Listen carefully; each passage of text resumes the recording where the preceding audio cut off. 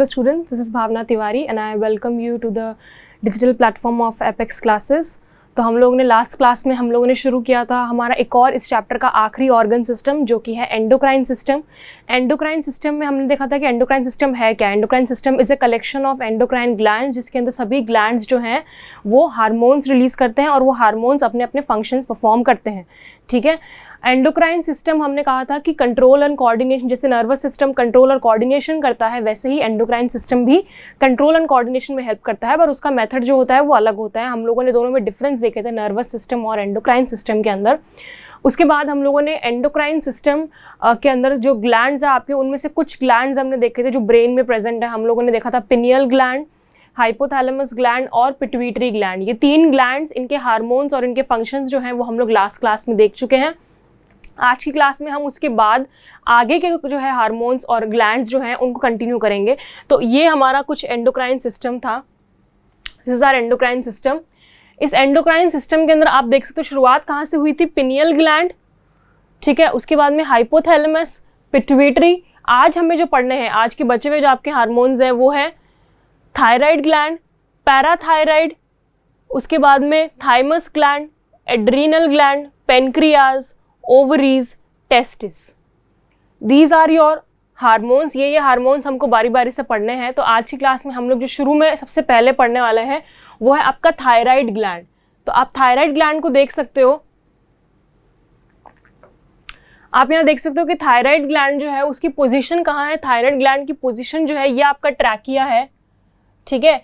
इस ट्रैकिया, जहां आपका जो वॉइस बॉक्स होता है ना, इस वॉइस बॉक्स के जस्ट नीचे ट्रैकिया के अराउंड आपका थायराइड ग्लैंड जो है वो प्रेजेंट होता है। तो हम लोग सबसे पहले देख रहे हैं थायराइड ग्लैंड। मैंने आपको बताया था हमें हर एक ग्लैंड का क्या देखना है, हर एक ग्लैंड के बारे में एक तो हमें देखना है कि उसके हार्मोन्स कौन सा रिलीज करता है, वो उसकी लोकेशन क्या है और उसके हार्मोन्स क्या फंक्शन परफॉर्म करते हैं। Location, hormone name and hormone function, ये तीन चीज़ें जो है वो हम लोगों को देखनी होती है। नाउ सबसे पहले ये जो मैंने यहाँ पर डायग्राम बनाया है ये एक डिजीज का है जिसकी अभी हम बात करेंगे। पहले हम लोग को जो चीज़ देखनी है वो हम देखते हैं। सबसे पहले थायराइड ग्लैंड की पोजीशन कहाँ होती है। थायराइड ग्लैंड की पोजीशन होती है around trachea,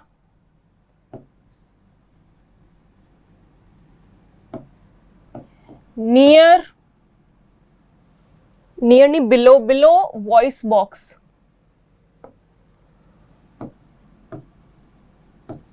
below voice box, आपका जो वॉइस बॉक्स है जिसे हम कहते हैं एडम्स एप्पल, ठीक है, उसके जस्ट नीचे आपका थायराइड ग्लैंड जो है वो, ये आपका वॉइस बॉक्स है तो इसके जस्ट नीचे यहाँ पर थायराइड ग्लैंड जो है वो प्रेजेंट होता है। ये नॉर्मल जो पर्सन है उसकी यहाँ पर पिक्चर है। ये आपका वॉइस बॉक्स है थायराइड और इसके जस्ट नीचे आपका यहाँ पर ये थायराइड ग्लैंड जो है ये आपको दिखाई दे रहा है। इस पिक्चर को भी हम डिस्कस करेंगे कि इसमें ऐसा ये फूल क्यों गया है। ये एक डिजीज है जिसकी हम बात करेंगे। सबसे पहले पोजीशन ये हो गई, ठीक है। अब इसका हार्मोन, ये जो हार्मोन रिलीज करता है थायराइड ग्लैंड, ये वैसे कई सारे हार्मोन रिलीज करता है थायराइड ग्लैंड, ठीक है, लेकिन जो एक मेजर हार्मोन जो है जो आपकी बुक में भी दिया और जो आपके सिलेबस में जो आपको याद रखना है, दैट इज जो ये हार्मोन रिलीज करता है वो है थायरॉक्सिन।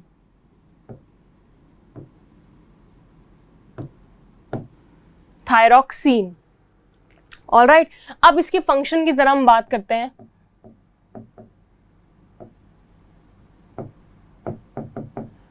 फंक्शन की हम बात करें तो फंक्शन के अंदर देखो सबसे पहला इसका जो फंक्शन होता है हमारी बॉडी की कई सारी मेटाबॉलिक एक्टिविटीज जो है उनको ये रेगुलेट करता है, ठीक है। वो एक्टिविटीज जब थायराइड ग्लैंड थायरॉक्सिन हार्मोन को रिलीज करेगा तब वो एक्टिविटीज जो है वो परफॉर्म हो पाएंगी, ठीक है। तो कौन कौन सी मेटाबॉलिज्म को कंट्रोल करता है, it regulates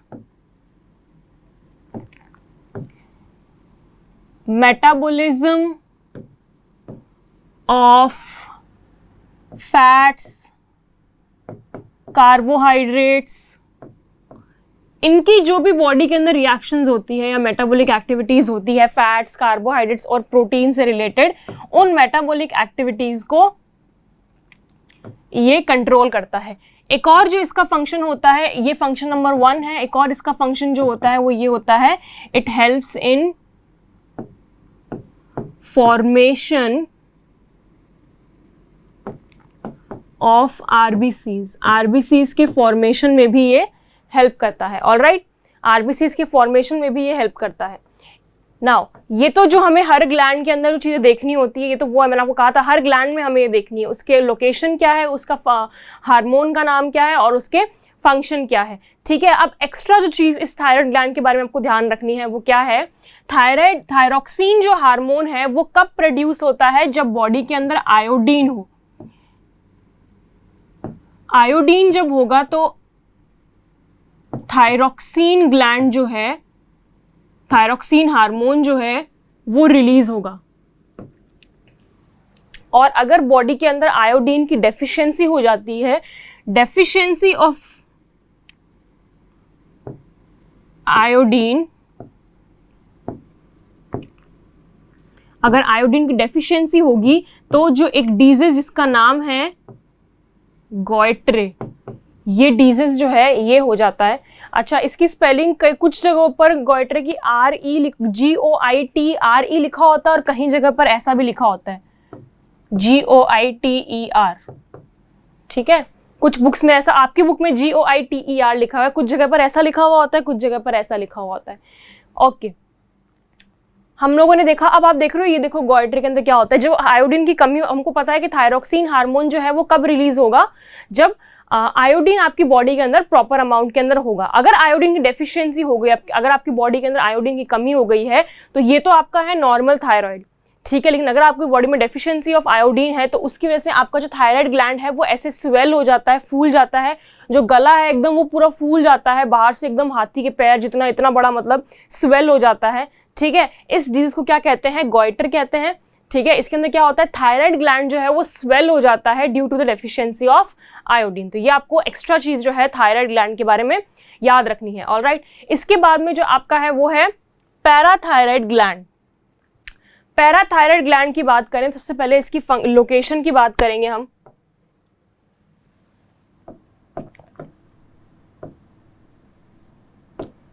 location, they are located at posterior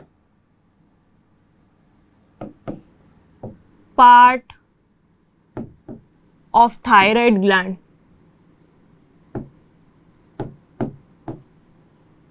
posterior मतलब होता है पीछे। थायराइड ग्लैंड जो है, देखिए जरा मैं फिर स्ट्रक्चर दिखाती हूँ। This is your thyroid gland. ठीक है, थायराइड ग्लैंड पीछे तक गया हुआ है, ये ऐसा नहीं कि सिर्फ आगे आगे चिपका हुआ है, ये पूरे ट्रैकिया के अराउंड पूरा, अगर ये ट्रैकिया है तो यहां से लेकर पीछे तक पूरा ये थायराइड ग्लैंड है। तो जो पीछे वाला पार्ट है ना थायराइड ग्लैंड का, उसके अंदर ये आपके पैराथायराइड ग्लैंड जो होते हैं वो होते हैं, इसलिए इनका नाम है, थायराइड ग्लैंड पर ही इनका नाम रखा गया है।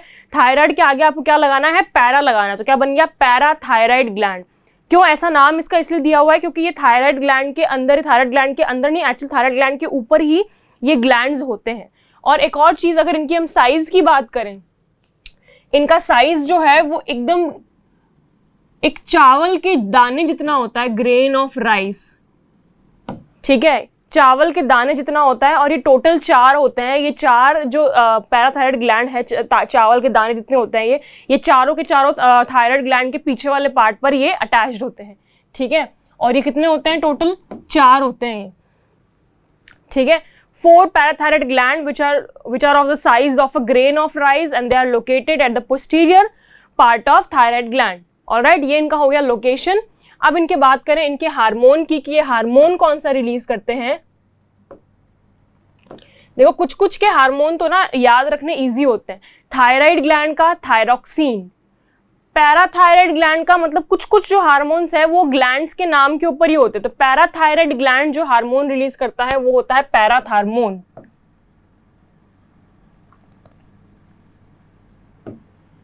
पैराथार्मोन, ठीक है। तो कुछ कुछ तो इजी है याद करना क्योंकि इनके नाम के ऊपर ये पैराथायराइड तो पैराथार्मोन, थायराइड था थायरॉक्सिन हो गया, उसी से बन के आया थायरॉक्सिन।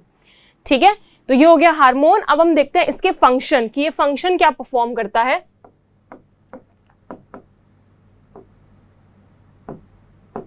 इसके हम फंक्शन की बात करें, it regulates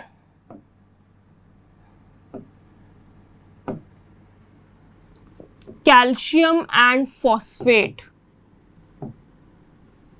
calcium and phosphate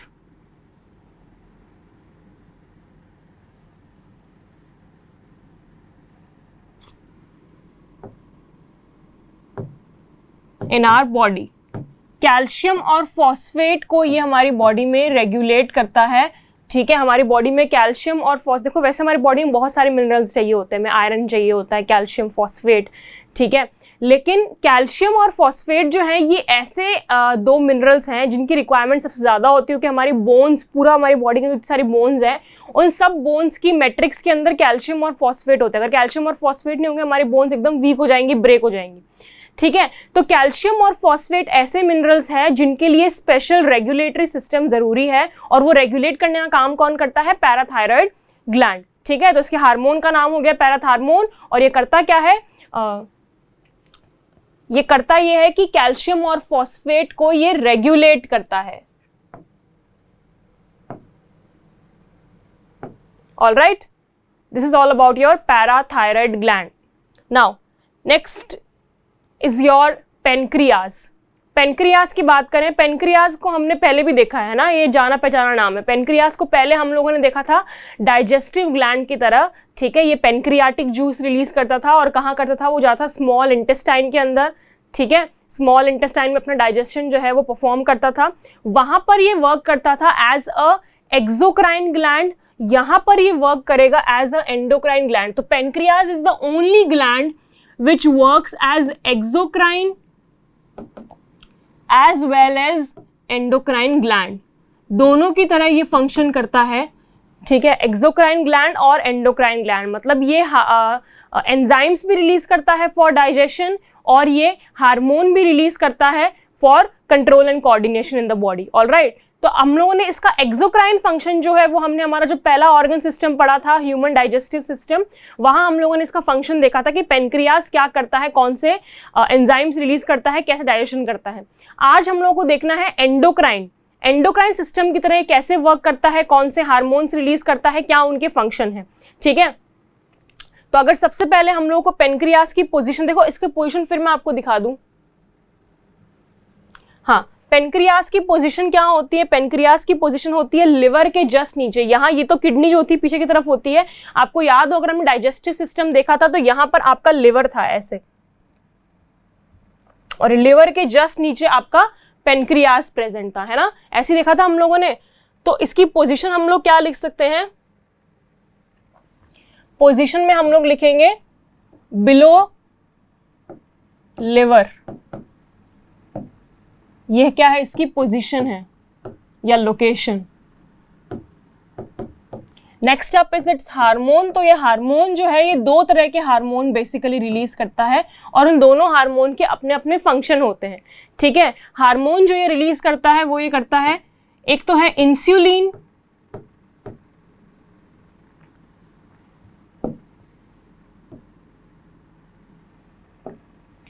insulin, और दूसरा है ग्लूकागॉन।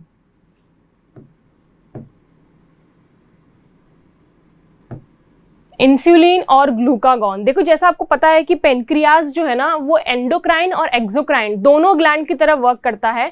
तो इसके अंदर पेनक्रियाज के अंदर दो पोर्शंस हैं। जो पोर्शन आपका एंडोक्राइन ग्लैंड की तरह वर्क करता है ना, मतलब एक जो ग्रुप ऑफ सेल है, कुछ एक पोर्शन है, एक पार्ट है पेनक्रियाज का जो सिर्फ एंडोक्राइन हार्मोन्स जो है वो रिलीज करता है, उस पार्ट को कहते हैं आइलेट्स ऑफ लैंगरहैंस। क्या कहते हैं उसे?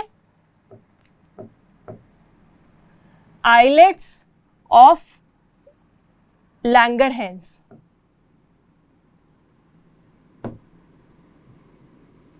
ठीक है, आइलेट्स ऑफ लैंगरहैंस, ये वो पार्ट है आपका जो आपके पेनक्रियाज के अंदर ग्रुप ऑफ सेल्स है ये जो आपके हार्मोन्स, ये दोनों हार्मोन्स को रिलीज करता है।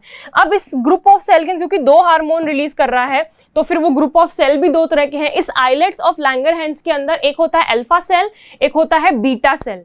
ठीक है, तो जो अल्फा सेल है, अल्फा मतलब ये ग्रीक वर्ड है, आप लोगों ने शायद मैथ्स में ऐसा पढ़ा होगा, this is alpha and this is beta, है ना, इस तरह से पढ़ा होगा आपने। तो वैसे ही इसके अंदर क्या है, एक अल्फा सेल है, एक बीटा सेल है। ऑलराइट, तो देखो जरा अल्फा सेल और बीटा सेल क्या करते हैं। जो बीटा सेल है, इसके अंदर जो बीटा सेल है वो आपका बनाता है इंसुलिन, ठीक है, और जो अल्फा सेल है वो आपका बनाता है ग्लूकागॉन। सो दो तरह के हार्मोन्स जो बनाए जाते हैं आइलेट्स ऑफ लैंगरहैंस के अंदर, उसके अंदर से बीटा सेल जो है वो इंसुलिन बनाता है और अल्फा सेल जो है वो ग्लूकागॉन बनाता है। ठीक है। इसके बाद में हम लोग को देखना है इसके फंक्शंस, दोनों के फंक्शंस की बात करें हम,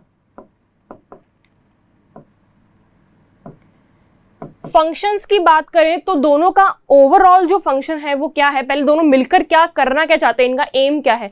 इनका एम ये है, इन दोनों ही हार्मोन्स की बात कर रही हूं मैं, इनका एम ये है टू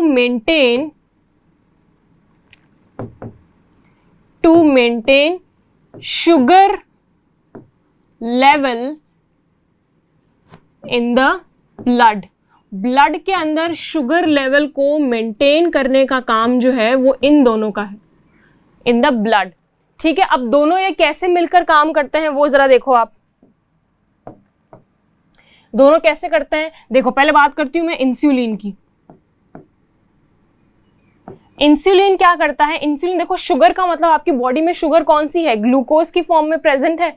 ठीक है, अब आपकी बॉडी के देखो क्या करता है ना, ग्लूकोज, इंसुलिन जो है वो क्या करेगा, उस ग्लूकोज को, मान लो आपके ब्लड के अंदर शुगर लेवल बहुत बढ़ गया है, ठीक है, तो क्या करेगा इंसुलिन, उस शुगर को यानी उस ग्लूकोज को क्या करेगा, ग्लाइकोजन में कन्वर्ट कर देगा। शुगर लेवल कम हो गया, ठीक है। अब मान लो आपकी बॉडी के अंदर शुगर लेवल कम हो गया बहुत ज्यादा, ठीक है, मतलब ग्लाइकोजन ज्यादा बन गया और ग्लूकोज जो है वो कम है, तो क्या करेगा फिर आपका जो ग्लूकागॉन है वो उस ग्लाइकोजन को कन्वर्ट कर देगा वापस ग्लूकोज में, तो आपका ब्लड शुगर लेवल जो है वो वापस बढ़ जाएगा।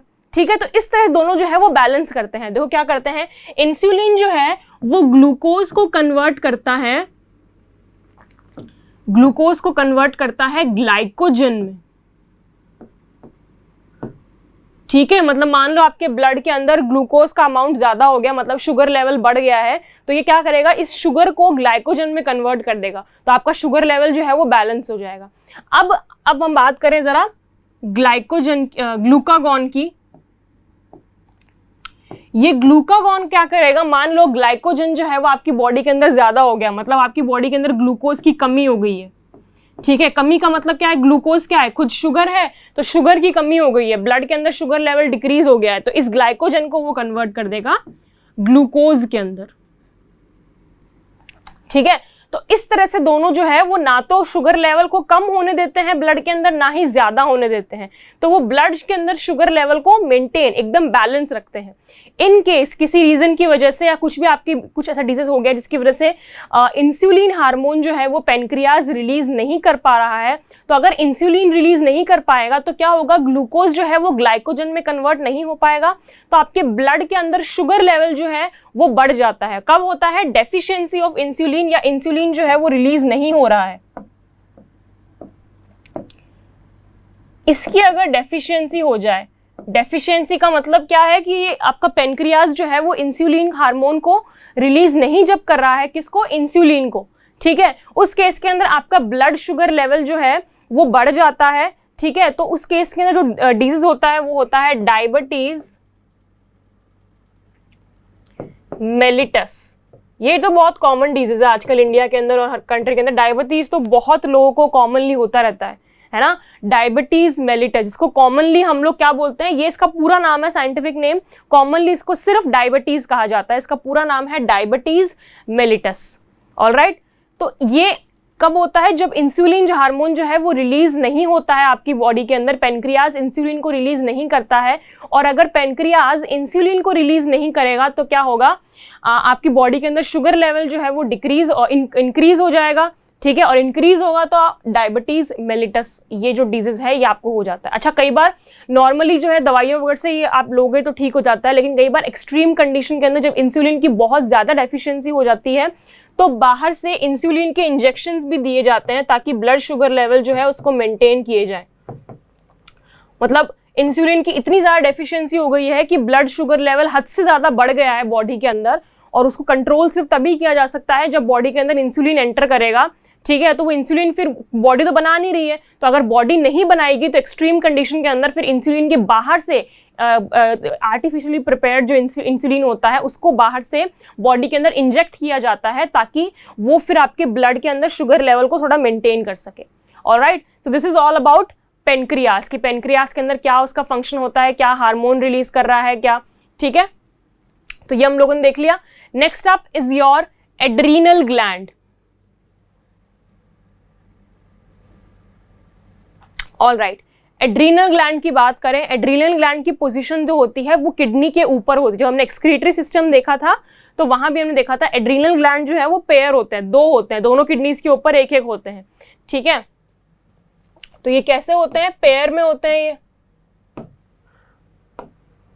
चलिए बारी बारी इसकी बात करते हैं। सबसे पहले क्या देखेंगे हम लोग, देखेंगे किसी भी ग्लैंड की लोकेशन क्या है। तो लोकेशन इसकी क्या हो जाएगी, अबव किडनी, ठीक है। तो दो है, ये दोनों की लोकेशन क्या हो गई,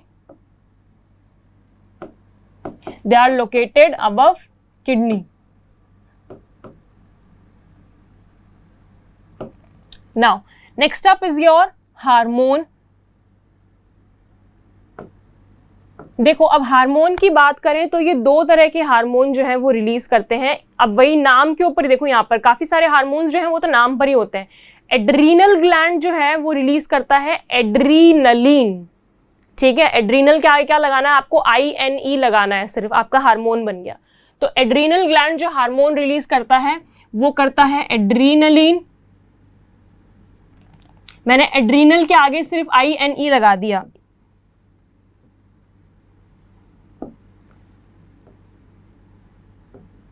एड्रीनलिन। और दूसरा हार्मोन भी याद करना इजी है, दो हार्मोन्स ही मेजरली रिलीज करता है, दूसरा हार्मोन भी याद करना इजी है। इसी एड्रीनलिन के आगे आप नॉर लगा दो, NOR, तो बन जाएगा नॉर एड्रीनलिन, ठीक है। तो वो आपका दूसरा हार्मोन हो जाएगा, नॉर एड्रीनलिन। तो ये आपके दो हार्मोन हैं। इन दोनों हार्मोन का एक और नाम भी हार्मोन यही है, हार्मोन में ये दो ही हार्मोन होते हैं, पर इन दोनों हार्मोन का एक और नाम भी होता है, ठीक है। वो क्या है देखिए जरा आप, एड्रीनलिन का एक और नाम जो है वो है एपिनेफ्रीन। एपिनेफ्रीन। आप सोचोगे मैम ये याद करना इजी था, कोई दिक्कत नहीं है, आप चाहे ये लिख सकते हो, but just for your knowledge you need to know कि इसका एक और नाम भी होता है, एपिनेफ्रीन, ठीक है। और नॉर एड्रेनलिन का नाम क्या हो जाएगा, नॉर एपिनेफ्रीन। इसी के आगे क्या लगा दो आप, नॉर लगा दो, तो ये बन जाएगा, इसका एक और नाम जो है वो होता है नॉर एपिनेफ्रीन। हार्मोन एक ही है, नाम जो है वो सिर्फ इनके दो कर दिए हैं ऐसे, ठीक है। हार्मोन ये एक ही है, एड्रीनलिन और एपिनेफ्रीन एक ही हार्मोन है, बस नाम अलग है, ठीक है। और नॉर एड्रीनलिन और नॉर एपिनेफ्रीन एक ही हार्मोन है, ठीक है। सो ये जो दो तरह के हार्मोन्स जो है वो एड्रीनल ग्लैंड जो है वो रिलीज करता है। अब हम बात करें फंक्शन की बात करें, ये जो दोनों हार्मोन्स हैं ये एक साथ वर्क करते हैं, और वर्क करके ये क्या फंक्शन परफॉर्म करते हैं, controls the emergency situations. Emergency situations. Now, what are the emergency situations? देखो, emergency situations मतलब क्या होता है मैं समझाती हूँ आपको। फॉर एग्जाम्पल एंगर, ठीक है, गुस्सा, ठीक है, डर लगना, शॉक हो जाते हैं हम। तो इस सिचुएशंस में पहले बात तो आप ये ध्यान रखो, ये तो बाद में बात करते हैं हम।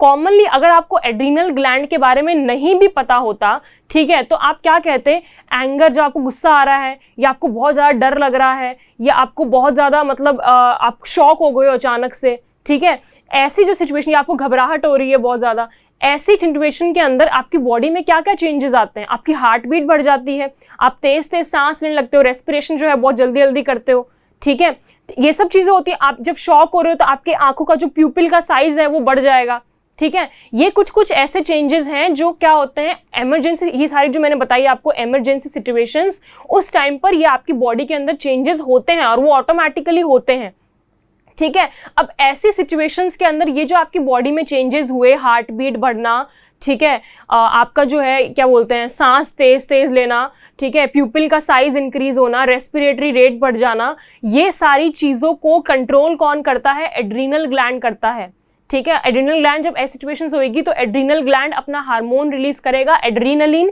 या और नॉर एड्रीनलिन, और ये दोनों हार्मोन्स जो हैं, इन सारे जो आपके जो चेंजेस बॉडी के अंदर आ रहे हैं उन सबको क्या करेगा, रेगुलेट करेगा, ठीक है। और इसीलिए इस हार्मोन को इमरजेंसी हार्मोन भी कहा जाता है, क्योंकि ये इमरजेंसी सिचुएशंस के अंदर रिलीज होता है और उस टाइम आपकी बॉडी को जो आपके चेंजेस हैं उनको रेगुलेट करता है, कहीं हार्ट बीट ज़्यादा ना हो जाए बहुत, ठीक है, तो वो भी जरूरी है, तो उसको रेगुलेट करना जरूरी है कि एक लेवल तक ही रहे। वो रेगुलेशन जो है वो कौन करते हैं, ये हार्मोन करते हैं। तो ठीक है, कंट्रोल्स करता है इमरजेंसी सिचुएशंस क्या है, या हम यूं कह सकते हैं कि रेगुलेट हार्ट बीट। ऐसे नॉर्मली रेगुलेट नहीं करता, ये ध्यान रखो, मतलब इमरजेंसी सिचुएशन जब ये इनका चांसेस है कि ये बढ़ जाएंगी, रेस्पिरेटरी रेट आपकी बढ़ जाएंगी, प्यूपिल का साइज इंक्रीज हो जाएगा, ठीक है, हार्ट बीट, और क्या हो गया, contraction of heart, contraction relaxation,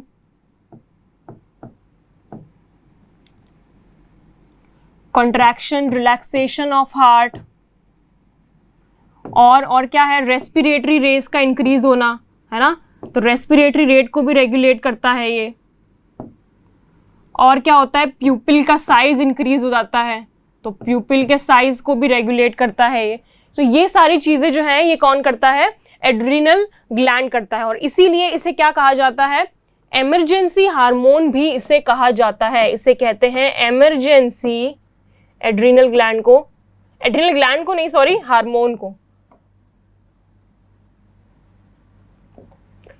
यहां लेके जाते हैं। इस हार्मोन को कहा जाता है emergency hormone. Alright, this is all about your adrenal gland. Now next up is your thymus gland. तो थाइमस ग्लैंड क्या फंक्शन परफॉर्म करता है, देखो जरा आप देखोगे तो थाइमस ग्लैंड की अगर मैं आपको पोजीशन दिखाऊं, हाँ, थाइमस ग्लैंड जो है ये थायराइड ग्लैंड के नीचे होता है। यहां पर ना आपके लंग्स जो है वो ऐसे शुरू हो जाते हैं, ये आपका ट्रैकिया ऐसे डिवाइड हो जाएगा, ठीक है, और यहाँ आपके ये लंग्स होंगे इस तरह से, और बीच में आपका हार्ट होगा। तो ये हार्ट के जस्ट ऊपर आपका ये थाइमस ग्लैंड जो है वो जहां पर आपका ट्रैकिया डिवाइड हुआ है ना, उसके जस्ट ऊपर, हार्ट के जस्ट ऊपर, वहां पर आपका ये प्रेजेंट होता है थाइमस ग्लैंड। दिख रहा है आपको, ये आपका थाइमस ग्लैंड है। ऑलराइट, सो इसकी पोजीशन में हम क्या लिखेंगे,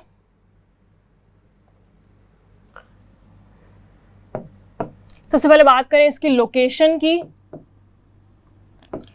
so it is located at the trachea, trachea पे ही होता है आपके फूड पाइप पर ही, और ट्रैकिया में भी कहां होता है, just above the heart.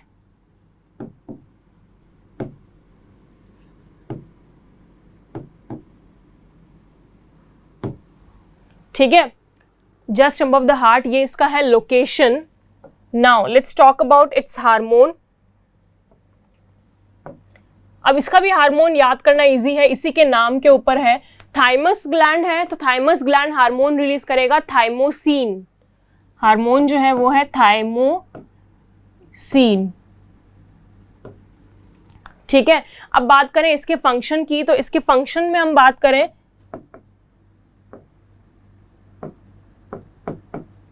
It forms, helps, या फिर हेल्प्स कह सकते हो, हेल्प्स।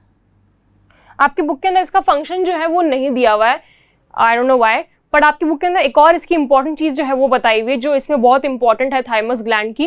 पहले इसका फंक्शन देखते हैं हम लोग। थाइमोसिन ग्लैंड क्या करता है, helps in formation of T lymphocytes.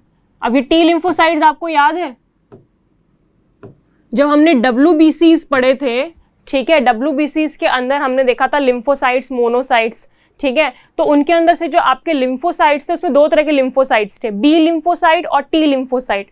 ये टी लिम्फोसाइट जो है वो आपकी बॉडी के अंदर थाइमस ग्लैंड जो है वो हेल्प करता है फॉर्म करने में। लेकिन एक चीज एक और जो आपको ध्यान रखनी है वो क्या है, थाइमस ग्लैंड जो है वो आपकी बॉडी के अंदर हमेशा नहीं रहता है, ठीक है, it is an important part of your immunity system, but not, ये पूरा आपको लाइफ टाइम आपके नहीं रहता है। ये जब किसी पर्सन की प्यूबर्टी स्टार्ट हो जाती है ना, ठीक है, तो प्यूबर्टी के टाइम से ये हार्मोन जो है वो श्रिंक होता होता होता होता खत्म हो जाता है, और सिर्फ ये एंड में एक पोर्शन फैट का, मतलब एक तरह से फैट बन के रह जाता है सिर्फ यहाँ पर, और ये कोई, मतलब ये पूरा श्रिंक हो जाता है, ठीक है। तो थाइमस ग्लैंड के बारे में एक स्पेशल बात जो आपको जाननी है वो क्या है, वो ये है कि it starts to shrink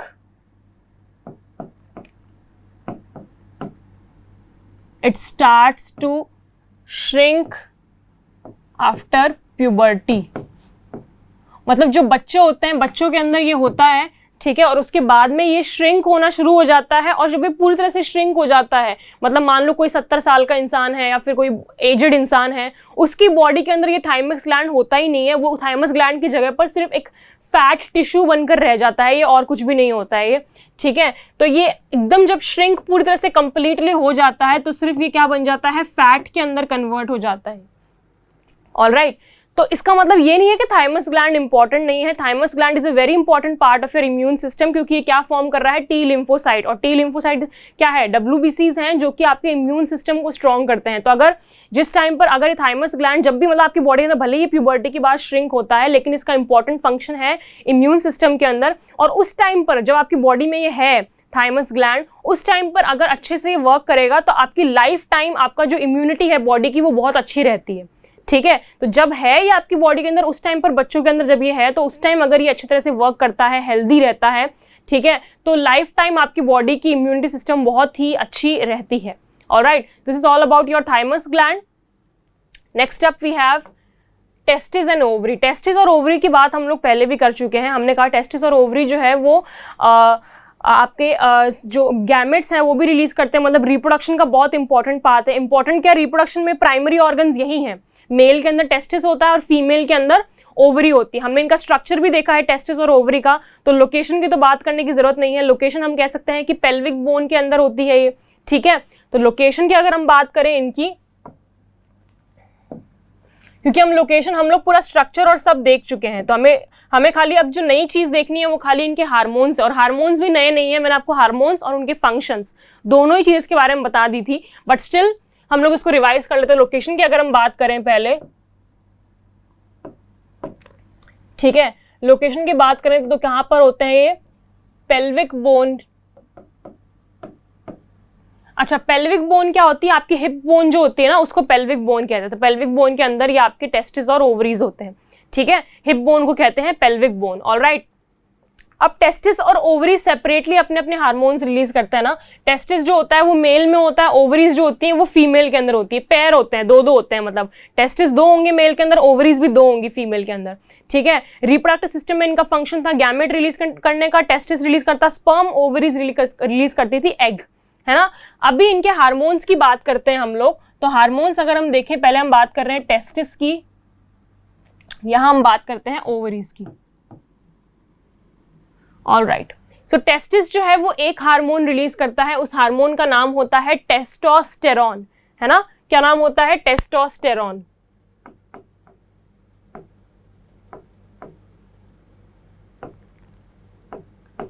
testosterone, इस हार्मोन का जो फंक्शन होता है वो क्या होता है, ये हार्मोन का फंक्शन देखो क्या क्या है। सबसे पहले प्यूबर्टी के टाइम पर जो बॉडी के अंदर चेंजेस आते हैं, ठीक है, फिजिकल चेंजेस आते हैं, वो सारे के सारे जो होते हैं सेक्सुअल चेंजेस आप कह सकते हो। सबसे पहला क्या है, development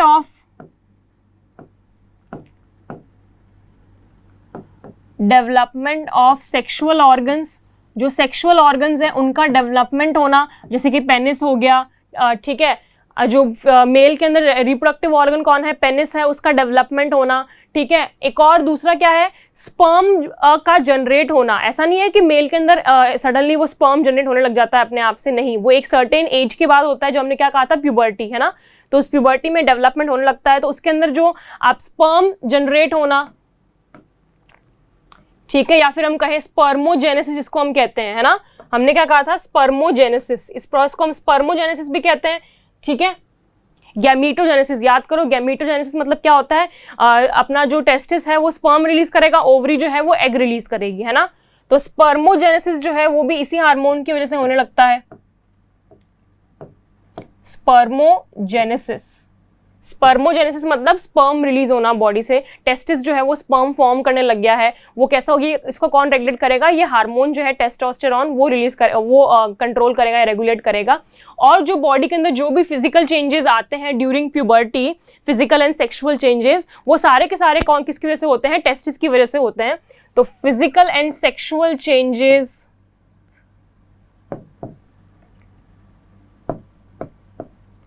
sexual changes during puberty, ठीक है।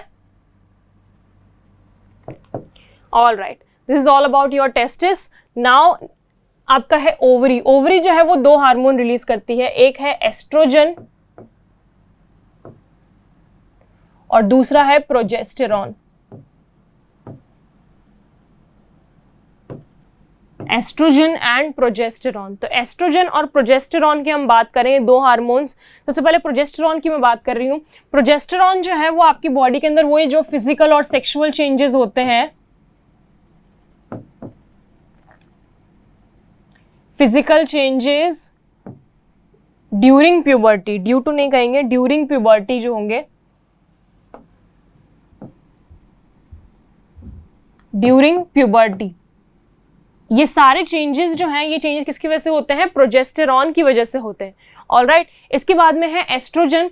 तो एस्ट्रोजन की हम बात करें तो ये तो सारे सिर्फ फिजिकल चेंजेस, मतलब फिजिकल चेंज मतलब क्या, आपके बॉडी के ऊपर हेयर डेवलप होना, लाइट हेयर हाथ पैरों पे, ठीक है। उसके अलावा पब्लिक प्राइवेट पार्ट्स पे हेयर डेवलप होना, वॉइस का श्रिल हो जाना, फीमेल की जो वॉइस होती है वो श्रिल होती है, स्किन सॉफ्ट रहना, ऑयल प्रोड्यूस होना स्किन से, ठीक है, ब्रेस्ट साइज इंक्रीज होना, हिप साइज इंक्रीज होना, ये सारे चेंजेस जो हैं फिजिकल चेंजेस वो होते हैं प्रोजेस्टेरॉन की वजह से, ठीक है। और एस्ट्रोजन जो है, एस्ट्रोजन के अंदर होते हैं, एक तो ये क्या करता है, ओवरी जो एग रिलीज करेगी उसको देखता है ये, जिसको हम ओजेनेसिस भी कहते थे। जैसे स्पर्म रिलीज करता, हमने क्या कहा था उसको, स्पर्मोजेनेसिस, और यहां पर ओवरी रिलीज करने में कहा था ओजेनेसिस, है ना। ये हो गया। और क्या करता है, मेंस्ट्रुअल साइकिल कंट्रोल करता है फीमेल के अंदर, मेंस्ट्रुअल साइकिल। फिर जो आपका एम्ब्रियो है उस एम्ब्रियो डेवलपमेंट में हेल्प करता है। और मतलब एम्ब्रियो क्या, पूरा प्रेगनेंसी पीरियड हम कह सकते हैं, पूरे प्रेगनेंसी पीरियड जो है वो सब कौन देखेगा, ये एस्ट्रोजन देखेगा। तो मैं यहां पर प्रॉपर लिख सकती हूँ, प्रेगनेंसी पीरियड के अंदर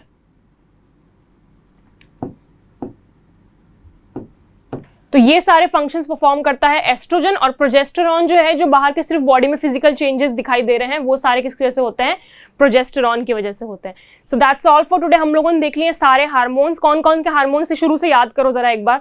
तीन, मैंने क्या बताया था आपको कैसे याद रखने हैं, तीन हार्मोन्स आपके ब्रेन में, तीन हार्मोन्स आपके यहाँ प्रेजेंट होंगे, ठीक है, ट्रैकिया के अंदर, ठीक है। उसके बाद में दो हार्मोन्स आपके प्रेजेंट होंगे एब्डोमिनल कैविटी के अंदर, ठीक है, सॉरी ग्लैंड्स, हाँ हार्मोन तो ग्लैंड्स रिलीज करेंगे। तो तीन आपके ब्रेन में होंगे, तीन यहाँ होंगे, दो एब्डोमिनल कैविटी के अंदर होंगे और दो पेल्विक कैविटी। पेल्विक कैविटी मतलब टेस्टिस और ओवरी एकदम नीचे, ठीक है।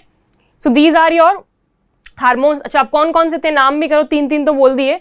ब्रेन के अंदर कौन कौन से होते हैं, पिनियल, हाइपोथैलेमस और पिट्यूटरी ग्लैंड।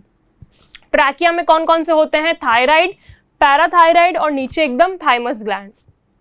एब्डोमिनल कैविटी के अंदर एड्रीनल ग्लैंड और पेनक्रियास। पेल्विक कैविटी के अंदर टेस्टिस, ओवरी, ठीक है। टेस्टिस मेल में होता है, दोनों कहीं नहीं होता है, ऐसा नहीं होता दोनों हो जाए, टेस्टिस मेल में और ओवरी फीमेल के अंदर। ये तो मैं फिर भी ध्यान रखना, ठीक है। ऑल राइट, तो that's all for today students. हम लोगों ने कंप्लीट कर लिया हमारा एंडोक्राइन सिस्टम, और एंडोक्राइन सिस्टम के साथ हम लोगों ने हमारे चैप्टर को भी कंप्लीट कर लिया है, ठीक है।